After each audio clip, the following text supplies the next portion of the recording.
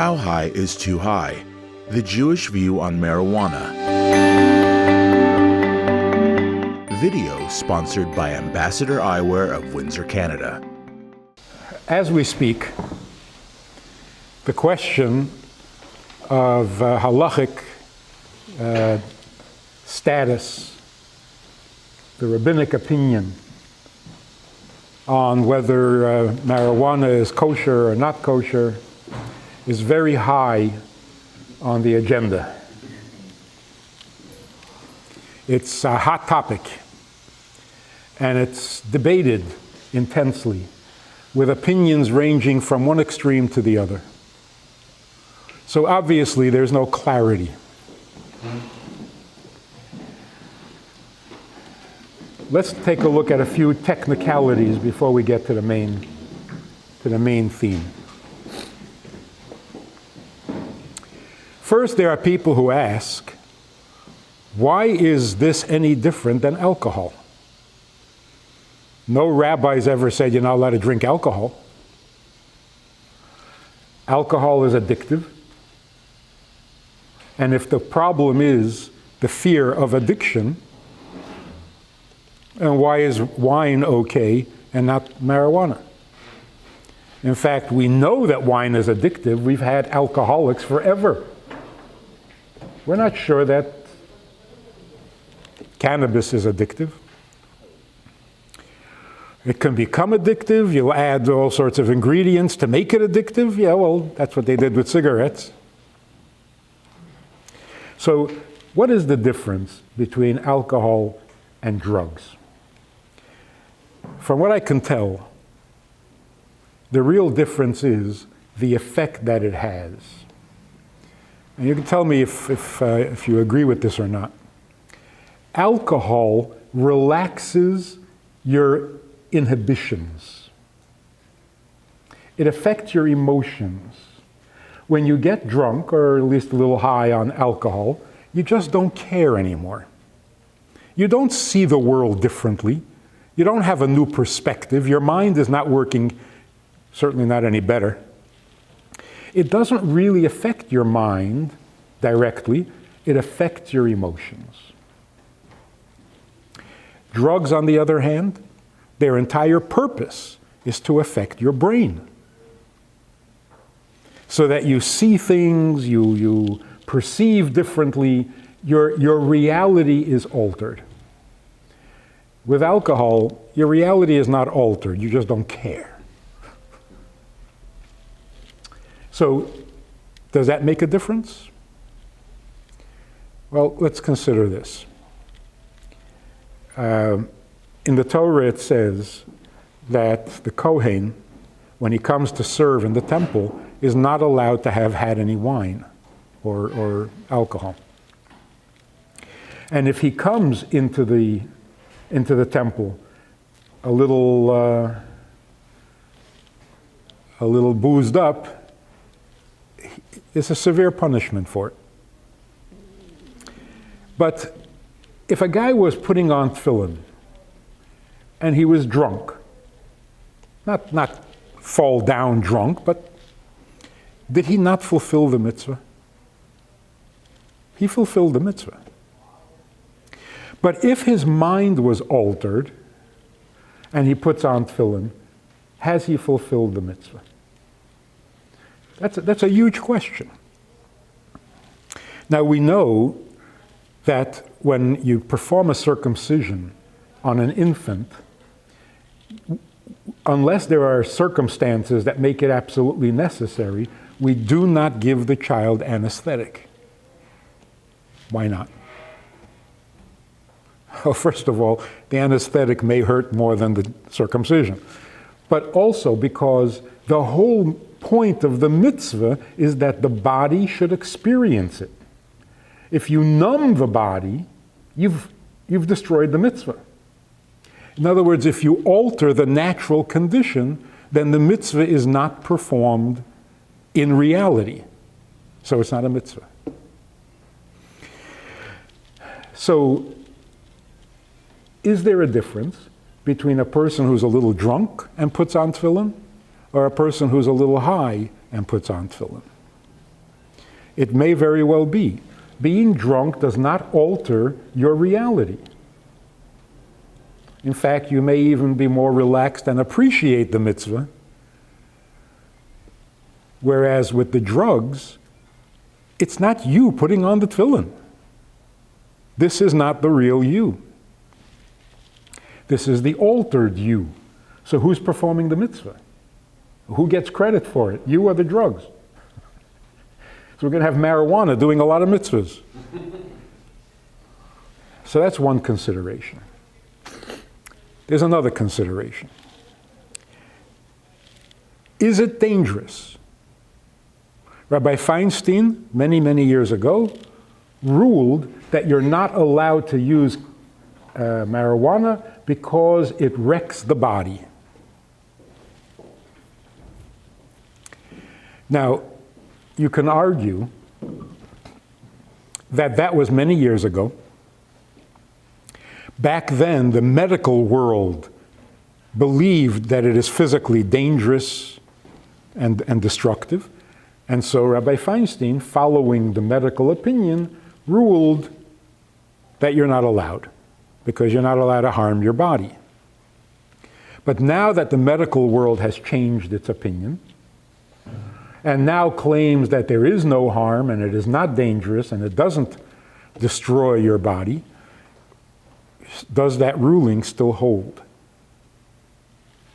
So here we come to a really important, fascinating definition of what Jewish law is all about.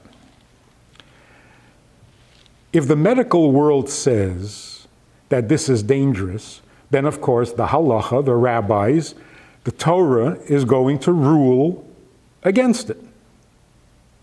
In other words, the physical reality determines the halacha. Or is it the opposite? God determines reality. If the halacha says, whether it's Rabbi Akiva from the Gemara or Rabbi Feinstein from, where was it? Far Rockaway? Where did he live? Lower East Side. Either way, if the halacha says this is forbidden, that's the reality. This is God's opinion of marijuana. And therefore, it shouldn't be surprising that it will cause some physical harm. In other words, the halacha determines reality, not the other way around. So it's not that every time doctors change their mind, the halacha has to change its mind. Because the halacha is not dependent. It considers medical science and so on, but it is not dependent on it. The science does not cause halacha. In many cases, we found where when halacha disagreed with medicine, in the long run, the halacha turned out to be correct. Rabbi Feinstein, by the way, an amazing, amazing man, was a truly godly, inspired individual. We had an interesting story. This couple came to Minnesota back in the 70s. And they told me this amazing, amazing story. She was a convert. And they got married. And then they realized that he is a Kohen, so he's not allowed to be married to a convert. And they were horrified because they were so happily married. They went to Rabbi Feinstein. Now, what do you expect a rabbi to say? What could he possibly say?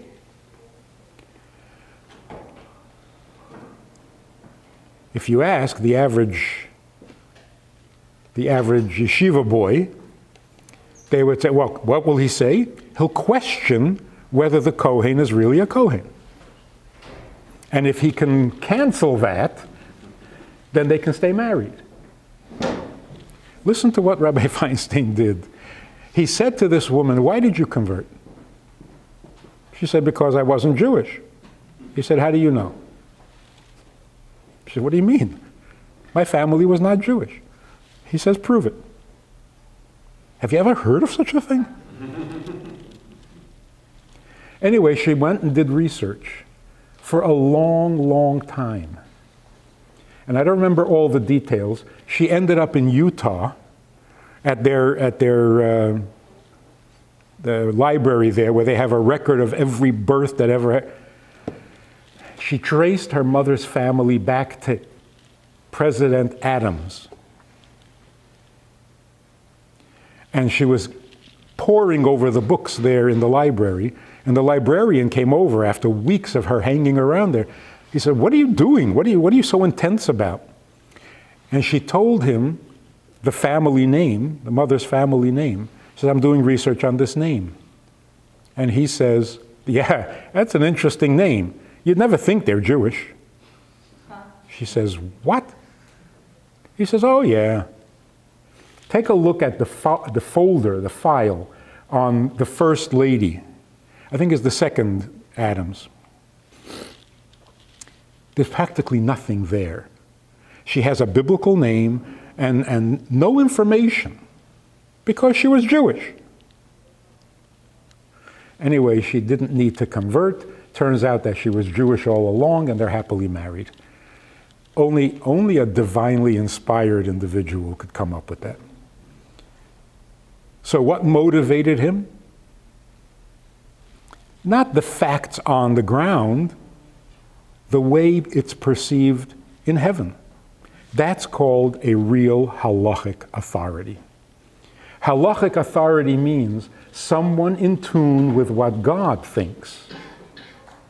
So if Rabbi Feinstein says this is forbidden because it's unhealthy, well, if it wasn't unhealthy till then, it'll now become unhealthy because that's what the Torah says.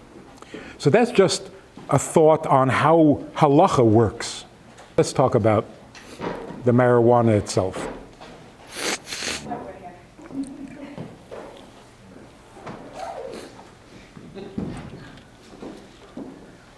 there a reference to marijuana or any kind of drug that's like a hallucinogen in the Torah that we can derive information from? Or is there Moshe Feinstein's Pesach, the only thing that we can lean back on? There really is not anywhere, which is also interesting. There is so much written about wine and alcohol, when you're allowed, how much you're allowed, how bad it is, how ugly it is to get drunk, how forbidden it is to do the... Nothing, not a single mention of a drug or hallucinogenic anywhere. And they were so popular. How can Moshe Feinstein's Pesach, I'm not trying to belittle him at all, how does that determine reality if it existed for hundreds of years before that? Yeah, it was never kosher. That's the whole point. That the Torah doesn't deal with it because it's just completely out of the question. Big questions now. Not really. Yeah. Somebody quotes the Rebbe from back in the 60s that somebody asked the Rebbe about marijuana, and the Rebbe's answer is, "I can't believe you're asking." It's like, what's the question? So why? Why is it so beyond the pale? Also depends who was asking, right? I can't believe you're asking. Here's the thing. There may have been times, there may have been conditions, there may have been societies where marijuana would have been okay. Maybe even beneficial. If it helps you relax, it puts you in a good mood, it could work. Today, under present circumstances, with society the way it is, it's bound to be a disaster. Not that an individual can't benefit, but as a group, it would be the end of our civilization. The underlying problem, the underlying disease of our time is narcissism. We have grown so attached to ourselves, already addicted to ourselves, that many experts say that, addictive personalities should not start up with the... Today, who is not an addictive personality? Who is not addicted today to themselves? Narcissism is an addiction. And the addiction is to your own impulses, to your own pleasures, to your own importance. When the Alter Rebbe wrote the Tanya, it was predicted that this will be the cure for the diseases before the coming of Mashiach. Tanya is not a cure for pneumonia. It may take your mind off it, but it does not cure pneumonia, right? So for which disease is Tanya the cure? And we don't mean just Tanya, we mean Hasidic philosophy. What is the disease before Mashiach? It's not pneumonia. It's not tuberculosis. It's not even cancer. The disease prior to Mashiach is narcissism. We are so addicted to ourselves that we're killing ourselves. Most people would say narcissism means selfish. No. A selfish person does what is best for himself. A narcissist does not. The narcissist will kill himself over nothing, simply because he can't not follow his impulses, which is where it comes from. Narcissus, what was his name? Huh?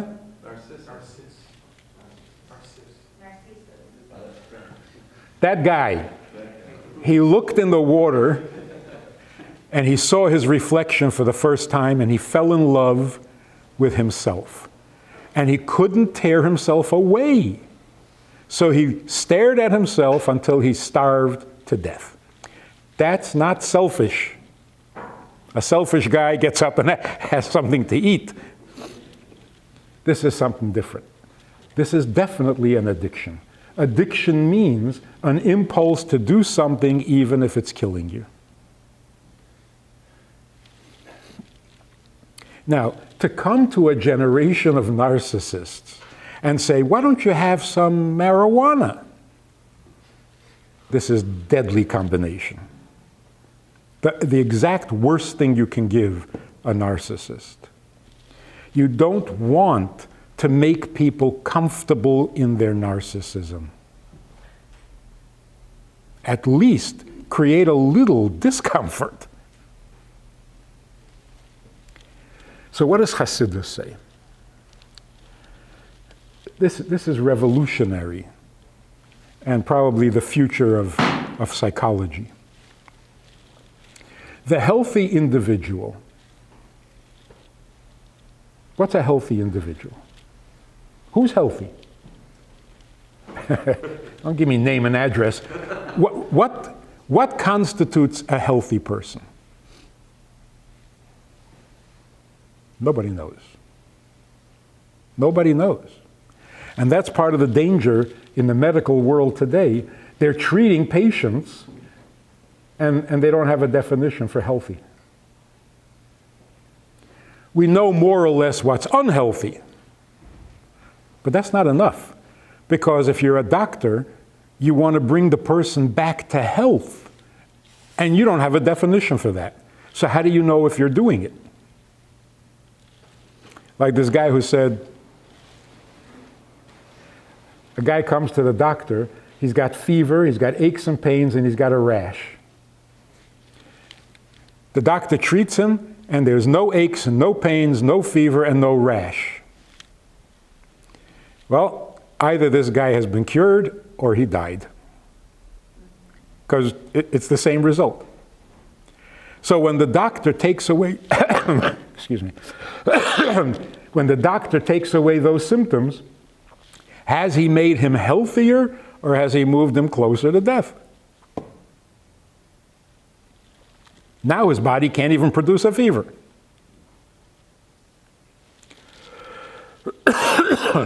So, if we don't have a definition for health, how are we supposed to get there?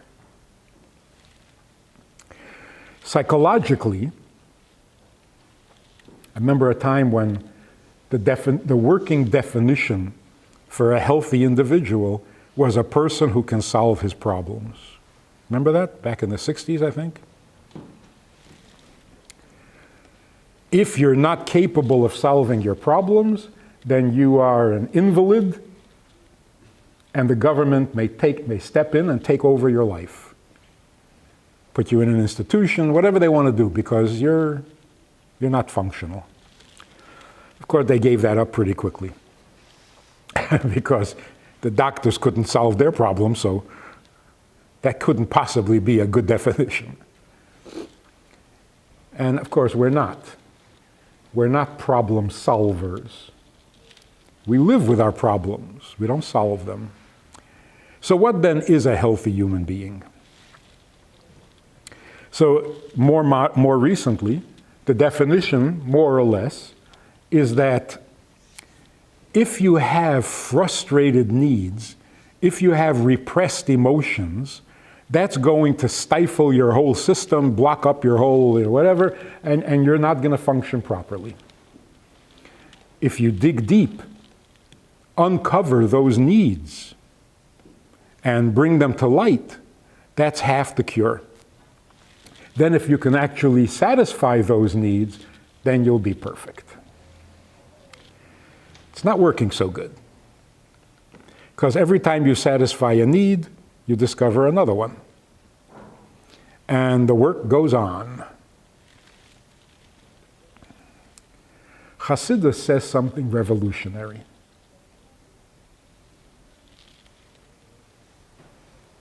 $200 ago. If you dig into the essence of a human being, if you go below the surface, you're not going to find repressed needs. That's just part of the surface. That's still just the functional or dysfunctional level of the human being.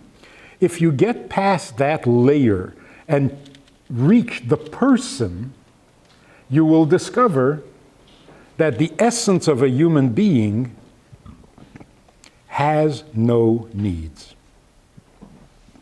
You don't need anything. All of our needs are either imposed or imagined.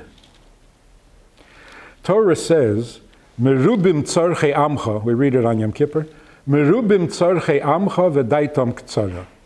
We pray to God to help us because we have two problems. We have many needs and insufficient knowledge. Chassidus says that's one problem. We have many needs because we have insufficient knowledge. If we understood ourselves better, we wouldn't have all those needs. So in very practical terms, what is the definition of a human being? This is beautiful and profound at the same time. Hasidus says, in this world there is the mineral world, the vegetable world, the animal world, and the human. What is a mineral? A mineral is a statement. Poetically, every mineral makes a statement, speaks.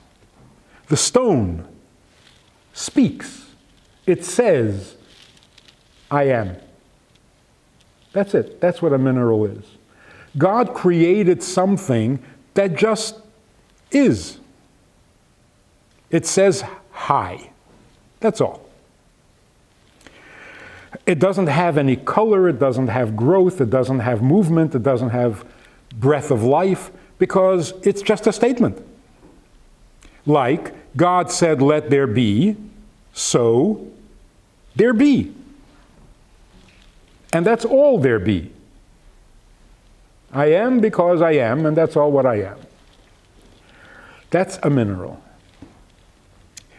God also had some pleasure in creating the world. That pleasure shows up in the world of vegetation. Why do vegetables grow and blossom and have a good smell and bright colors? Why do they make you feel good when you're out in nature? It's because vegetable means an existence. God said, let there be. But this existence enjoys existing. It reflects God's pleasure in creating it. So the mineral only reflects the word. God said be, it is. The vegetable reflects a little bit of God's pleasure. And pleasure expresses itself in color, growth, flowering. So poetically, what is a vegetable? A song. The mineral speaks, the vegetable sings. That's what it is. What is an animal? An animal is another creation. God said, let there be, let the earth give forth living creatures, the water, whatever. But this creature not only gets pleasure from life, from existence, but actually fights for its existence. It clings to its existence. And therefore, it expresses not only the pleasure of life, but the gratitude for life. And that's why the Medrash says that every animal sings praise and thanks God for its existence.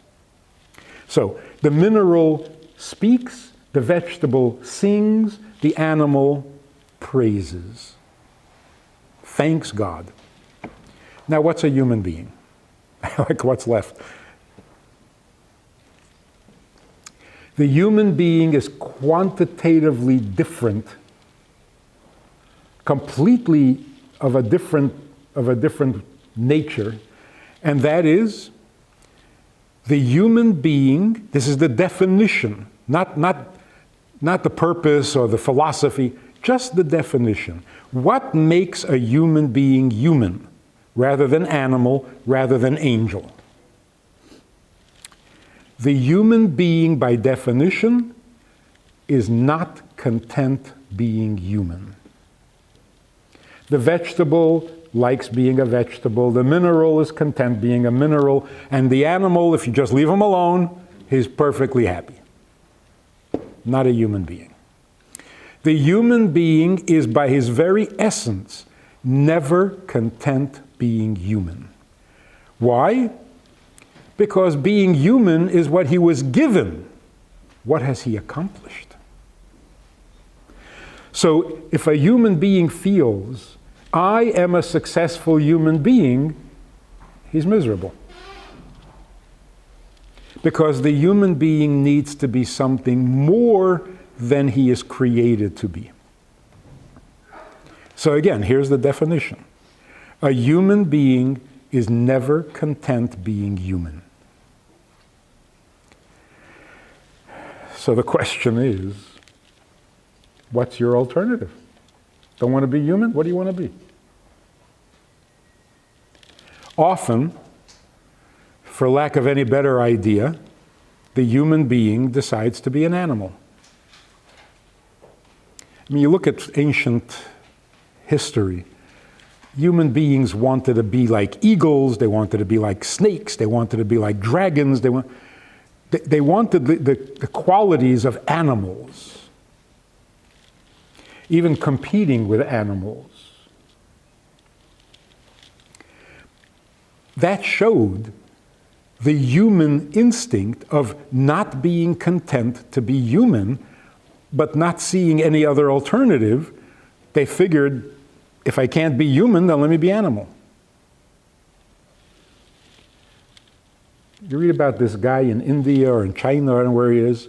He's been sitting under a bush for 6 years, hasn't moved, hasn't eaten, hasn't had a drink, and he's perfectly healthy. You read about this?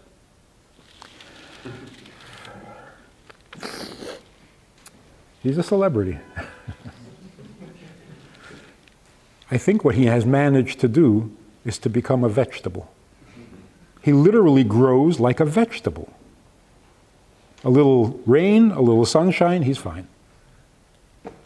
Connected to the earth. Is that possible? Whatever. So a human being can become a vegetable if he really tries hard. He can become an animal rather easily. What the Torah says is, you're not content being human because you're supposed to be godly, a partner with God in creation. So when a human being is unhappy or not content, this is not a sign of illness, this is a sign of his humanity. A content human being is either a vegetable or an animal. The human being is never content being human. So when a person comes and says, what's the purpose of life? Say, oh my, are you depressed? No. I'm thinking. Yeah, well, that's dangerous. What is the purpose of life? Animals don't ask that. Vegetables don't ask that. Why can't you settle down and just be? Whatever you are, just be it. No, because then you're not a human being. So if a kid gets into a bad mood and you ask him to clean up his room or put away a toy, and he says, I didn't ask to be born. Prozac? Therapy for the rest of his life? Sounds depressed. Actually, it's just proving the point. If you really understand a human being, we don't ask to be born. Why? Because we don't need to be. There's absolutely no need for me to be born. My need. If I were never created, I would never complain. So it's not like I was sitting somewhere saying, why don't you create me already? No. In fact, when I was told I was going to be created, I kind of pleaded not to. I don't need this. So when a child says, I didn't ask to be born, that's true. You objected a long time ago. Before you even conceived, you already objected. Some kids are so stubborn, they never get over it. I said no. Imagine God comes to the soul and says, I need you to go down into this world. And the soul says, no, I don't want to go. But he goes anyway, right? And now he's resentful. He says, I said no. I know you didn't really ask me, but I said no. And you created me anyway? Now I'm angry. They're born angry, resentful. So when a child says, I didn't ask to be born, you shouldn't panic. You should simply say, neither did I. Nobody asks to be born. There are some New Age philosophies that say you ask to be born, you pick your parents, you pick your circumstances. No. If we got to pick, things would be very different. But we don't ask because we don't need. Now you wake up, you're born, you didn't ask, and now you have to eat. You have to eat. You'll even wake your mother up in the middle of the night and demand food. And you don't care that she hasn't slept because you have to eat. Now, technically, if I don't need to be born, why would I need to eat? If I didn't ask to be born, why do I need to drink? The answer is, I don't. I don't. And that's why often the need to eat that I have, I resent. I don't want this. I want a diet, and I can't. Who did this to me?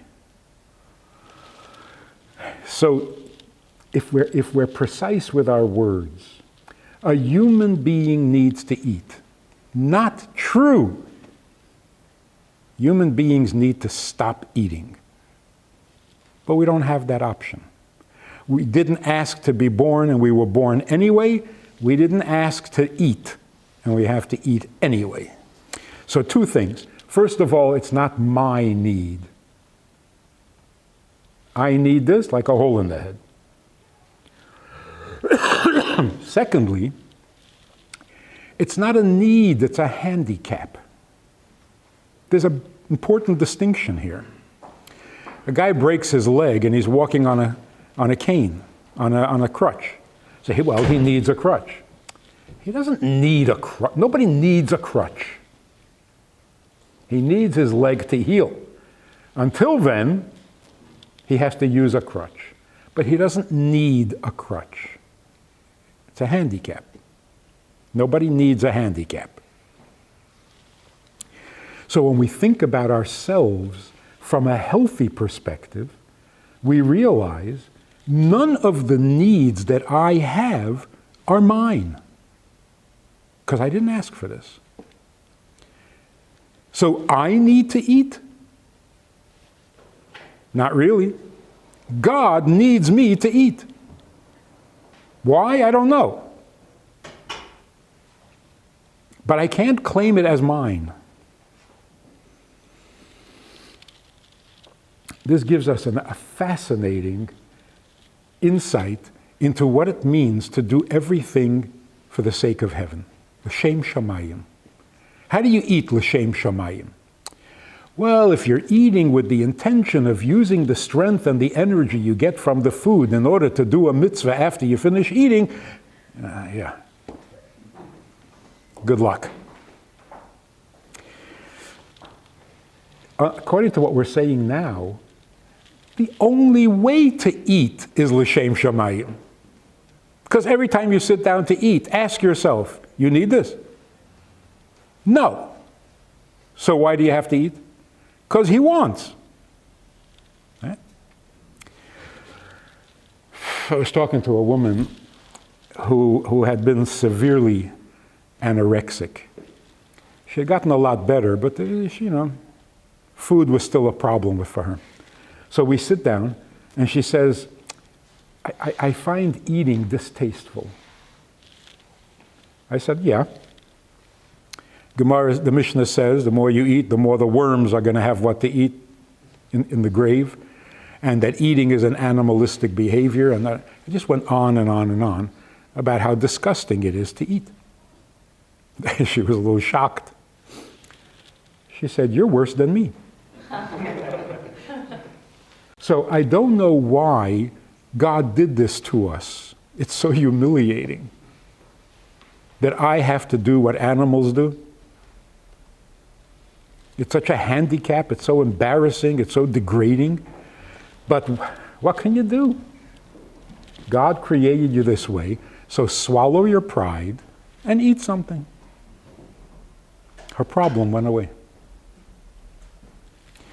Partly because I didn't disagree with her. But that's the truth.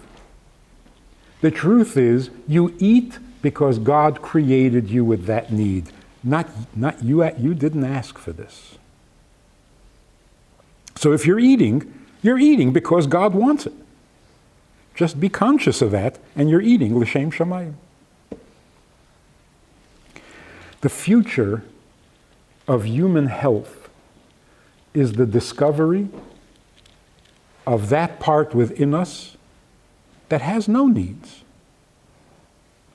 Now, in a secular world, where there's no belief in God and purpose and soul and whatever, that's a scary thought. I have no needs, then what am I doing here? Then I'm suicidal, then I'm nihilistic, fatalistic, it's all over. But if you do believe in God, it's perfect. When you reach that part in yourself where you realize, I have no needs, what is your immediate reaction and response to that? I don't need to be here, so who needs me?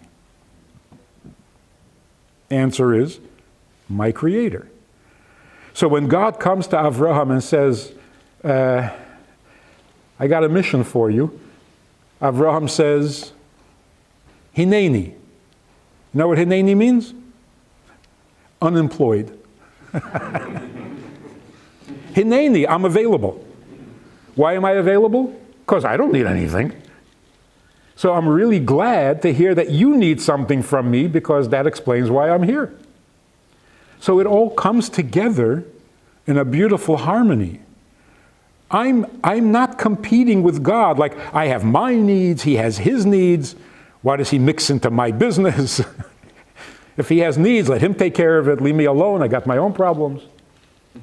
This is not the picture at all. Even children today are sensing, what do you want from me? I didn't ask for this. That is good. We're getting somewhere. It's not a depressing thought. It's a wisdom that has taken 5,770 years to realize. We don't have needs. Relax. So now we'll understand. The Gemara makes this statement that really sounds morbid. The Gemara says, you are conceived against your will. Good news? You are born against your will. You live against your will, and you die against your will. In other words, you're screwed. Nothing is going to go your way. What a depressing description of life. Misunderstood it. It is so liberating.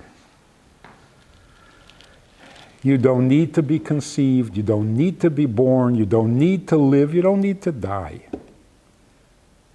So you have no needs. Then what are you here for? To be something more than you were created. That's a human being. So the human being who doesn't ask, why am I here, is a happy animal, a content animal, a naked ape. A human being has only one request. Tell me what I'm here for. That's human. And when we can't find an answer to that, we get severely upset. This is not an academic question, it's not an idle question. What am I here for? Oh, nothing, just enjoy.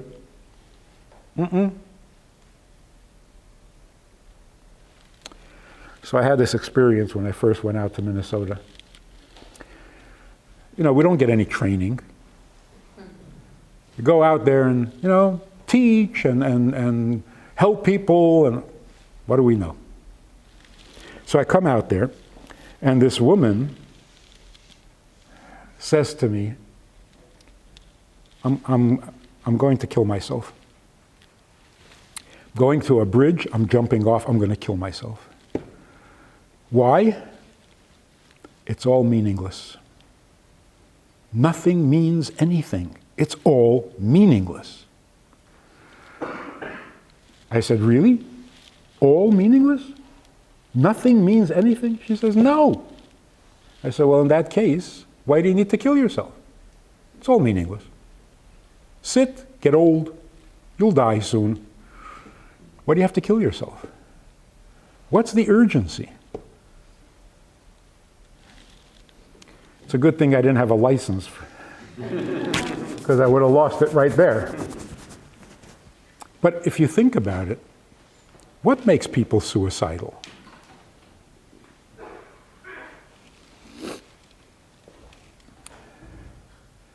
Not pain. People who commit suicide out of pain is reasonable. What makes people suicidal is the thought that it's meaningless. But if it's meaningless, then what do you care? You're just here to be here. Doesn't mean anything. Enjoy. A human being can't do that. That's human. If I can't find a purpose, a meaning, a sense to my presence, then I can't keep my presence. Because I can't be an animal, I can't be a vegetable, and I can't be a mineral. So what does it have to do with marijuana? The need to relax, the need to get out of my own head, the need to escape from reality, the need to enhance reality. Where is all this coming from? Even if it wasn't desperate, where is it coming from? Why do we need this? Because we haven't found a purpose. And without purpose, our existence is uncomfortable. So we try to ease that discomfort. The problem is, you ease it, you make it worse. Because you're basically telling yourself, there's no purpose. Relax. It goes against the grain. Maybe this again is the difference between alcohol and drugs. Alcohol means I'm taking myself too seriously. I gotta relax. So you drink and you lose your inhibition, meaning you stop being so self-conscious. Which could be good, because self-conscious is a trap. If you can get rid of your self-conscious, you're better. The drugs don't do that. The drugs give you an escape, and that doesn't help at all. So, what is the drug that we need today to cure the disease of today? The disease is me. The cure is serve God. Hineni.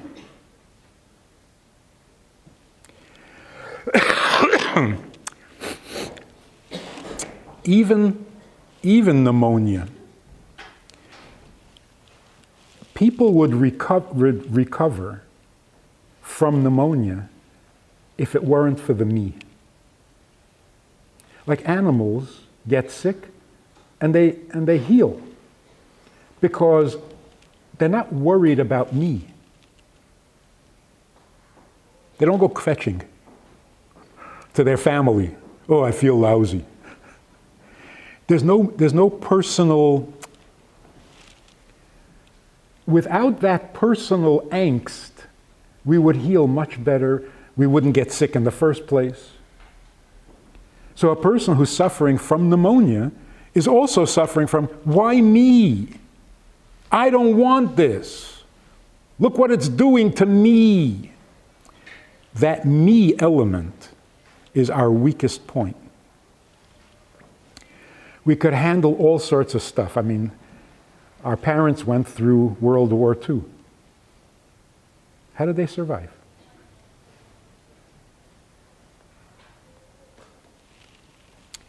You know, we always talk about how much they suffered. And of course they did. But we forget to think about how miraculous and how awesome that they survived. How did they survive?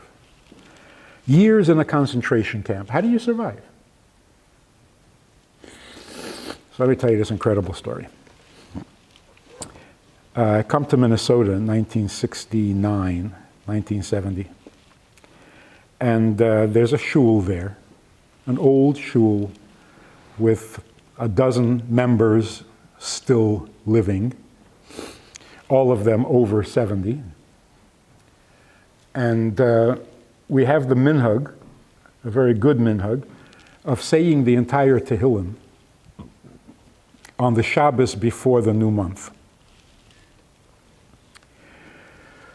like this coming Shabbos. And it's nice to have a minyan.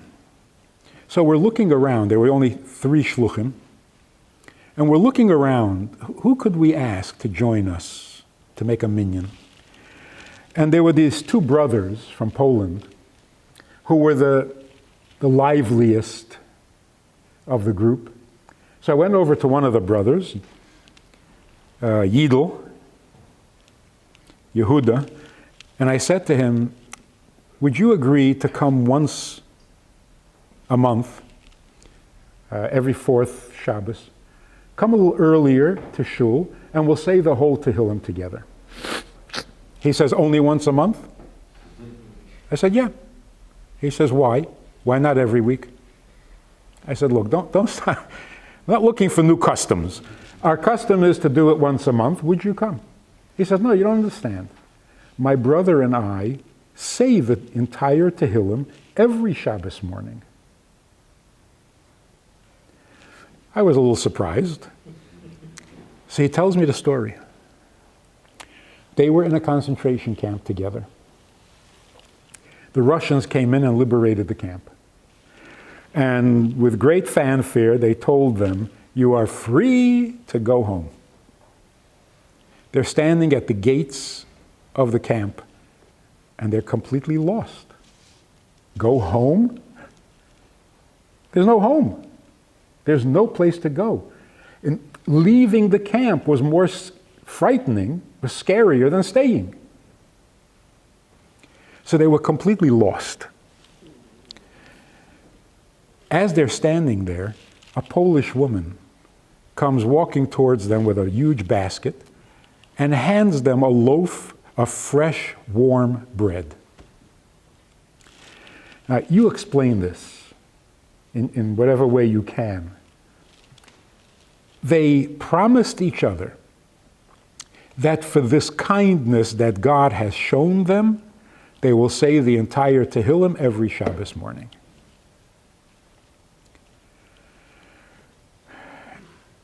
Is that superhuman? 3 years in the concentration camp, and they can't get over God's kindness over the loaf of bread. Now, I would understand if they couldn't get over the kindness of this Polish woman, because the Poles were not known to be kind. But to think, no, God just gave us this bread, and we have to thank Him for it. Where does this happen in the human system? That's why they survived. They saw purpose, they saw a plan, they saw meaning. They didn't understand it, but they knew God was running the show, something was happening, and they're part of it, and they were not going to jump off a bridge and kill themselves.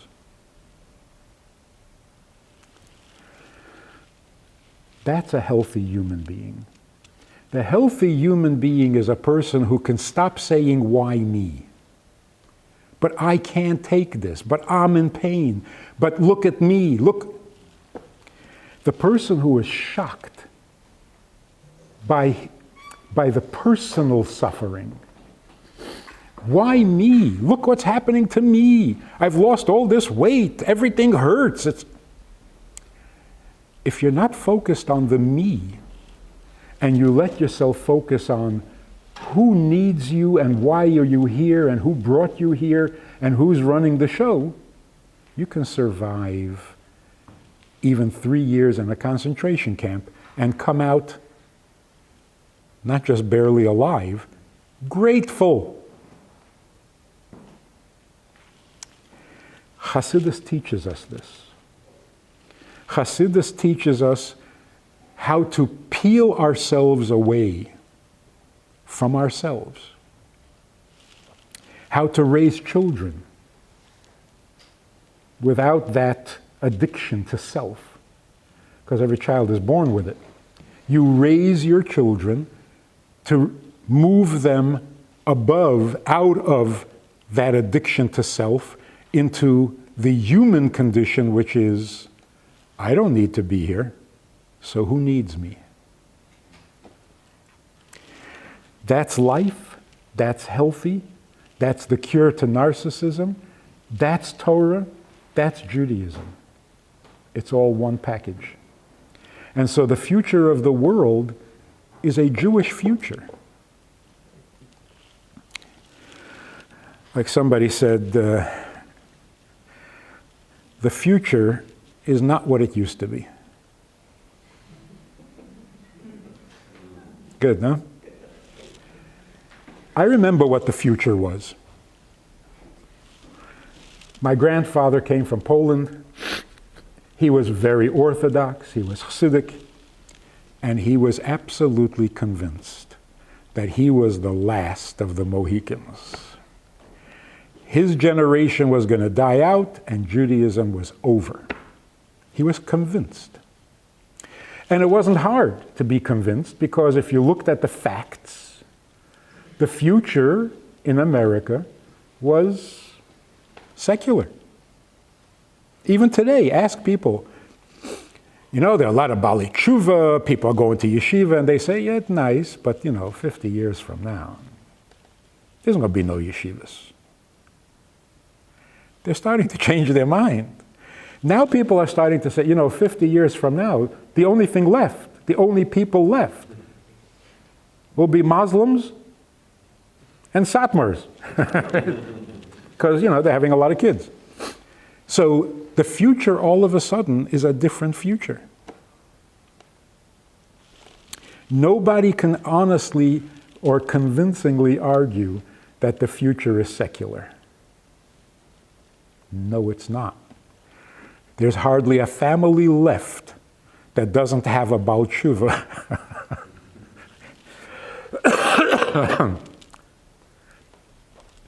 There's a joke about a guy come to his Reform rabbi, and he says, Rabbi, I don't know what's going on. My son went off to Israel.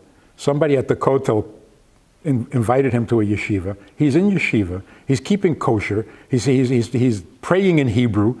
My daughter comes home and says that she's going to cover her hair and get married and have a dozen children.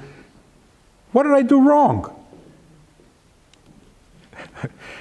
The rabbi said, check your mezuzahs. One of them might be kosher. So this is the new future.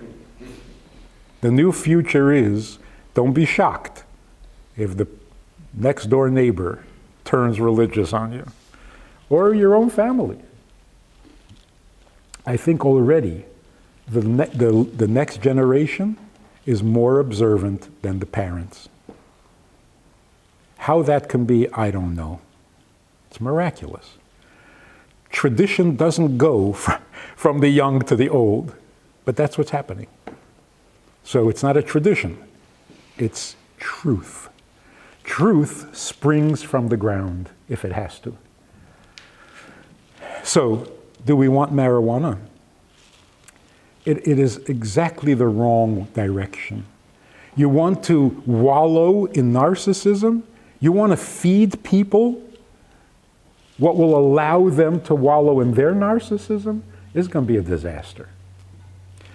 A generation without direction, without a philosophy, without a commitment, you're going to give them marijuana? That's cruel. So will it help some individuals who do have a purpose and who do have a... Maybe. But you can't think of individuals. You got to think of the klal. And for the people, for the generation, And I think that's what the Rebbe meant by, I can't believe you're asking this. It's like saying, I don't have any purpose. I don't see any purpose in getting up in the morning. So should I get drunk? Like, what? What are you asking? There's a whole generation of people who are completely lost and don't understand why they exist. They have money, they have a house, they just don't know why they exist. Should they take drugs? Are you kidding? What are you thinking? So whether it's permissible according to halacha, whether it is physically healthy or unhealthy, it is a bad idea and should not even be entertained. It simply shows how desperately we need to find our direction, how desperately we need to know our purpose. Because we're so desperate, we're even going to take marijuana. Can't let that happen. So, the solution is we have to learn a little more Tanya, have to read the Rebbe's Sikha to find out how we bring Mashiach, because we do have a task, we are needed, we are God's partners in creation, and we got to get busy. Enough is enough. It's time for the world to get fixed. And if we're busy fixing the world, you don't want marijuana. You don't even need to say l'chaim anymore. You just need to be l'chaim. That's healthy. What do you think? There are two kinds of, based on what I heard, there are two kinds of purposes that you were telling the individual to be a part of. Seeking his own individual purpose and the purpose of Judaism, right? Which is the service of Hashem. That's an individual aspect, and another aspect is like lighting up their own purpose of life. So those people who can't really find it, those are the people who turn to marijuana. Well, for a long time, philosophically, people believe that you can find your purpose, or actually create your own purpose. It was put in different words and different. Everybody has their own truth. What's true for you is true for you. What's true for me. That Bubbemeise doesn't work. You can't come along at the age of 25 and say, I think I found a purpose. Either there is a purpose or there's none. You can't make one up. Purpose, when you say what is the purpose, you mean what purpose were we created for? You can't make one up. If you were not created for a purpose, then there's no purpose. So imagine a person says, my purpose in life is to become a doctor. That's not your purpose, that's just your intention. It may be a noble cause, but don't call it your purpose unless you were created to be a doctor. And maybe you were, but how do you know that? Who are you going to ask? Who are you going to call? So purpose means I came into the world for a purpose. I just need to find out what it is. But if you didn't come in with a purpose, then there is no purpose. And then we're all depressed. So yes, there is an individual purpose. But in the larger picture, we're all here to serve God. Do we all serve God the same way? Obviously not. Men put on tefillin. Women don't. Jews keep Shabbos. Non-Jews don't. We're all serving God. But, to start making up your own mitzvahs isn't serving anybody.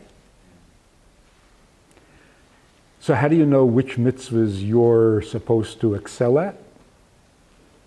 Take a look at where life brings you, where God is leading you. You see success in a certain area, follow that. God is showing you something. So take a hint. But it's all serving God by doing mitzvahs. how you do the mitzvah, and the fact that you do it rather than your grandfather, that's significant. Because when you do the same mitzvah, it's a different mitzvah, because you're a different person. I mean, it's so precise that if you put on tefillin today and then put on tefillin tomorrow, they're two completely different mitzvahs, because in between today and tomorrow, you changed. You're a different you tomorrow than you are today. So when you put on tefillin tomorrow, that was never done before. So the difference between alcohol and drugs is alcohol makes you lose your inhibition, and drugs makes you sort of escaping? Well, they're both escaping. One is escaping emotional issues, one is escaping a mental state. So which one's it?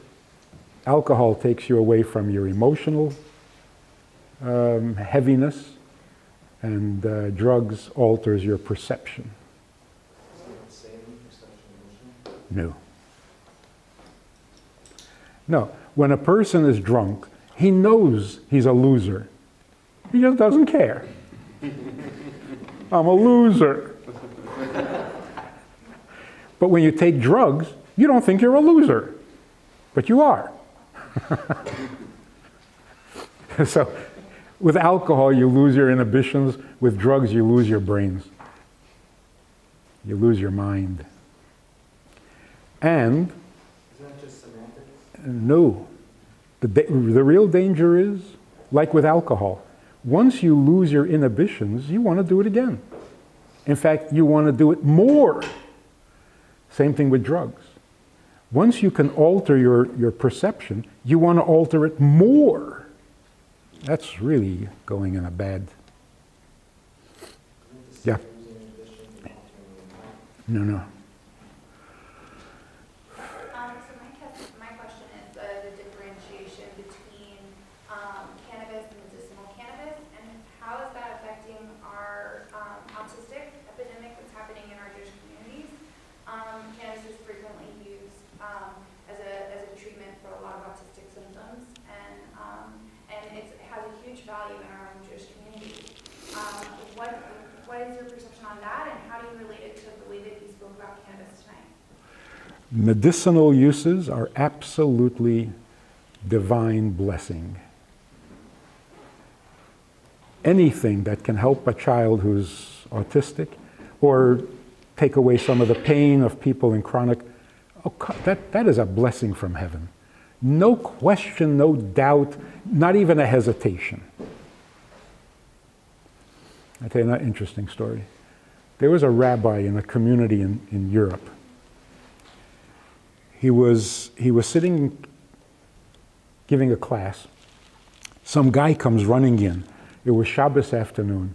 He comes running into the rabbi. And he says, "Rabbi, my wife is seriously ill. Am I allowed to warm up water for her?" The rabbi said, yes, go. When the community heard about it, they fired the rabbi. Why? He had been the rabbi of that community for 8 years. And they argued, in 8 years, you are responsible for this community, and there is still someone in the community who doesn't warm up the water for his wife and comes to ask whether he's allowed to? You're dangerous. They fired him. You hear what I'm saying?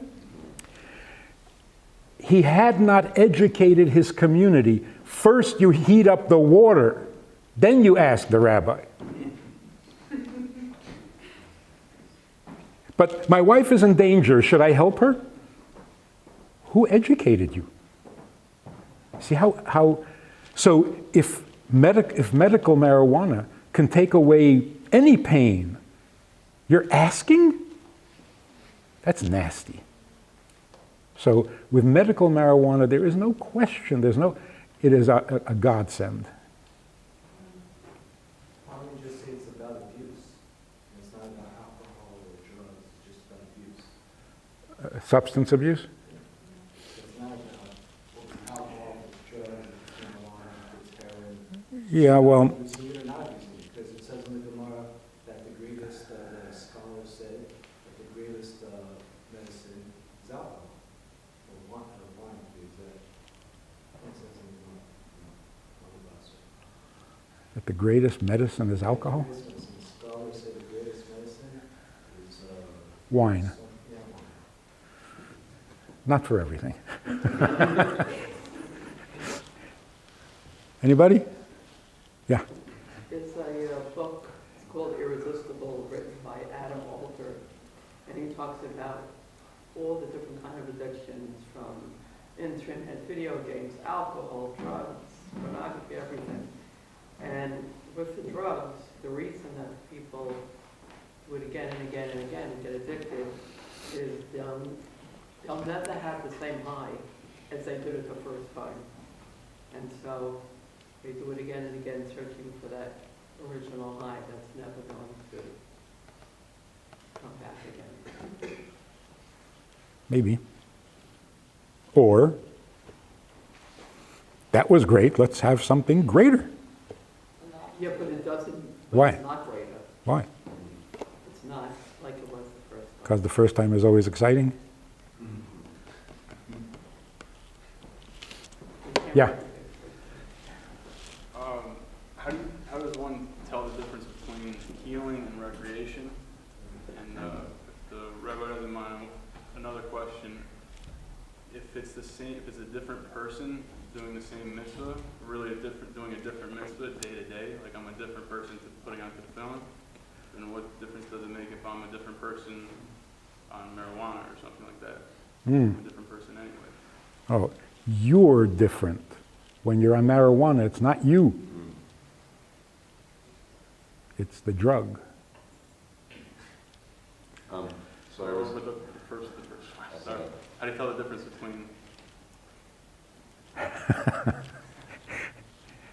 You're enjoying it too much, then it's no good. Then it's recreational. No, you can tell. You can tell. When a person says, "What is that? The animals you take on planes? What are they called?" No. The emotional. Huh? Emotional service animal. Emotional service animal.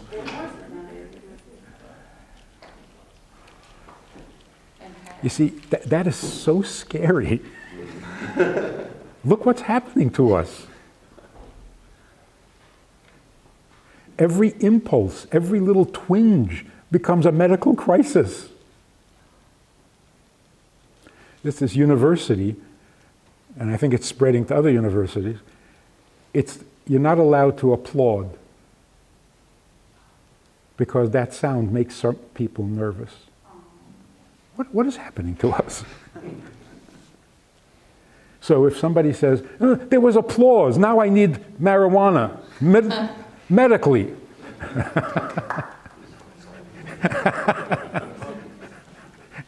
You can have some, but it's not for free, the rabbi said. Rabbi, I noticed as you were explaining sort of the nuance that you're saying, maybe if there's an individual here or there that it does this for them, and then you're talking about the plow. So I would like you to elaborate on that little difference a little bit also too, in sort of the sense that the individual who does think it works for them. Yep. And sort of, as you're saying here, we have to represent our people, we have to stick together, sort of the people who promote it's, I do it, it's great, or, there's nothing wrong with it, or, that sort of, Yeah. if someone thinks it's working for them, that the attitude that, well, it should work for everybody, or we should have it, this or that, the other thing. I can just imagine, it's theoretical, hypothetical. I can imagine a person who is extremely committed, devoted to serving God. Every minute he's always thinking, that could get a little heavy. I can imagine him saying, I smoke a little, I do a little, and I go back to work better. I could hear that argument.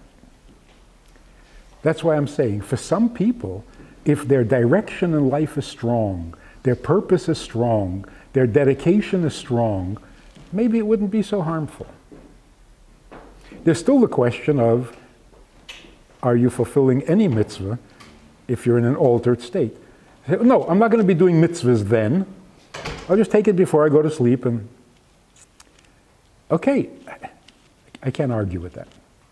But generally speaking, the average person is not that dedicated, not that clear, not that directed and purposeful. And for them, it would be taking them in the wrong direction. I mean, you can tell immediately a guy starts to smoke or to use marijuana, and all of a sudden he loses his job. Bad luck? Coincidence? So we got to be honest, and we got to be on top of what's happening. But one thing is for sure, to learn to peel ourselves away from ourselves, definitely healthy. And you become more lovable too. People are so lonely today because the me is so inflexible. We can't relax enough to allow another into our space, into our world, into our lives, and we pay the price. We are alone. Marijuana will not cure that. Somebody made the argument that alcohol is a social addiction, especially in the Jewish community. You don't hear of Jews coming home and taking a drink. They call up a couple of friends, get together, and then take a drink, or more. But that idea of drinking by yourself, by Chassidim, even if you're sitting at a party, you never pour yourself a drink. What are you, a drunk? If the host gives you a drink, you say l'chaim. You never pour yourself a drink.